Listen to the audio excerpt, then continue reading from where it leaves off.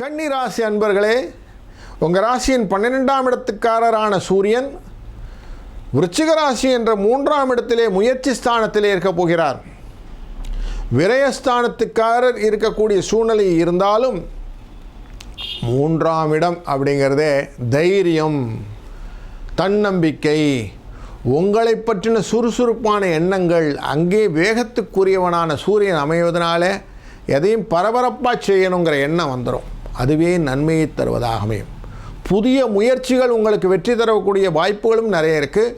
கொஞ்சம் யோசித்து செய்தீர்களால் விரயத்தை தடுத்து கொள்ளலாம்.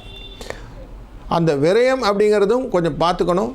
காலச்சக்கர புருஷத்தின் 6ஆம் இடத்துக்காரரான உங்களுக்கு அனைத்து விதமான நன்மைகளையும் பெறக்கூடிய சூழ்நிலையும் கொடுப்பார். அதனால் கொஞ்சம் தைரியமாக நீங்கள் செய்யக்கூடிய காரியங்கள் செய்யலாம்.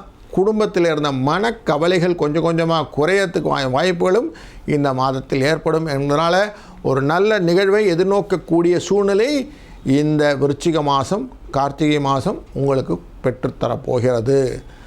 அதுக்கு நீங்கள் என்ன பண்ணணும்?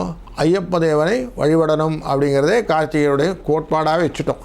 இப்போ கார்த்திகை மாதம்னா ஐயப்பனுக்கு மாலை போடுவதும் ஐயப்ப தேவனின் அந்த ஸ்லோகங்களை சொல்வதும் இதெல்லாமே முன்னோர்கள் நமக்கு வழிவகுத்து விட்டார்கள். அதனால் அந்த 108 சரணகோஷமே நமக்கு பெரும் பலனாக இருக்கும். அப்படின்னால நித்திய வேலையில் காலை மாலை 2 வேளைகளிலுமே ஐயப்பனுடைய அந்த சரணகோஷங்களையும் அந்த தெய்வீக பாடல்களையும் கேட்பீர்களானால் உங்கள் மனநிலையிலும் ஒரு நல்ல மாற்றம் வரும். வாழ்க வளத்துடன். இந்த வீடியோ உங்களுக்கு பிடிச்சிருந்தா லைக் பண்ணுங்கள், கமெண்ட் பண்ணுங்கள், ஷேர் பண்ணுங்கள், சப்ஸ்கிரைப் பண்ணுங்கள்.